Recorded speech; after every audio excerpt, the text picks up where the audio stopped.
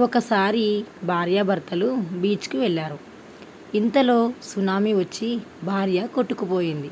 కొంతకాలం తర్వాత భర్త అదే బీచ్కి వచ్చాడు. అలలు ప్రతిసారి వచ్చి అతని కాళ్ళకి తగులుతున్నాయి. అప్పుడు భర్త అలలతో, మీరెన్నిసార్లు నా కాళ్ళు పట్టుకున్నా నేను నా భార్యను ఇక్కడి నుండి తీసుకెళ్లే ప్రసక్తే లేదు.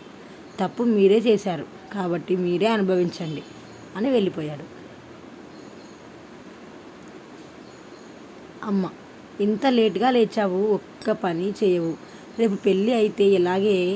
కూతురు, అన్ని పనులు వచ్చిన వాడిని చూసి చేసుకుంటాలే మమ్మీ, నువ్వేం టెన్షన్ పడకు. డాక్టర్, చూడండి మిస్టర్ ప్రతాప్, ఈ విషయం మీకు ఎలా చెప్పాలో అర్థం కావడం లేదు. ప్రతాప్, తెలుగులో చెప్పండి డాక్టర్, నాకు అర్థమవుతుంది. డాక్టర్, మీ ముక్కు వాసనను గ్రహించే శక్తి కోల్పోయింది. ప్రతాప్, అలా ఎలా డాక్టర్? డాక్టర్, మీరేం చేస్తుంటారు?